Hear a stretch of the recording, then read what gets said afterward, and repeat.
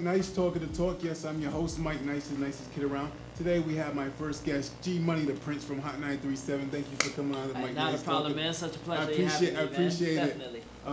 Now, before I get started, if you see Nancy and Buck, can you please tell them I've been trying to get a hold of them, and both of them seem like they're Barack and Michelle, like they're too busy.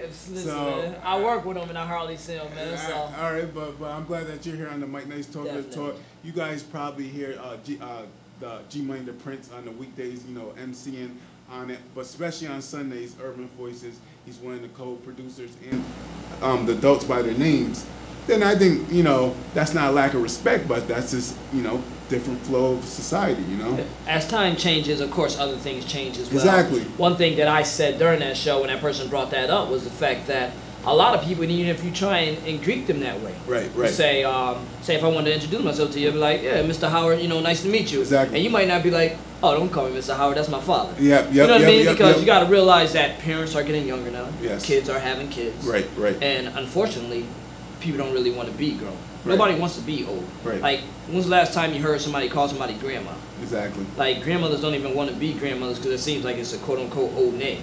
Like, they want to be Nana or Nene or Big Mama or just something else other than the actual term grandma because it seems old, you know? Exactly. So, there's a whole bunch of things that we have to fix, and do I personally think the name thing is the biggest problem? No. But is it one of those small things that we can fix to lead up to other things? Right. Yes. Now it's all about earning. Right. You know, you got to realize that, you know, I was raised by my grandmother for the most part, and our family goes back to Georgia. That's where we originate from. So me, myself, I was going to have a lot more respect than a lot of my friends and anything anyways, because I was just raised a little bit differently. Right.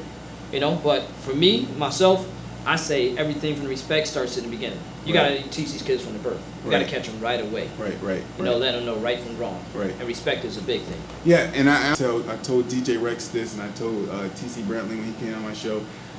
When you guys do, on the weekdays when they do the 8 and 8. Yeah, hi, 8 and 8. Yep. I actually got through twice. Got through, but I didn't know like the last 2 songs, and my girlfriend was mad. And I just want to tell you that story because I hardly get in. Right. But I actually got in twice, not once. I got in. I didn't know, and I thought I knew, so I called back. I actually got in again.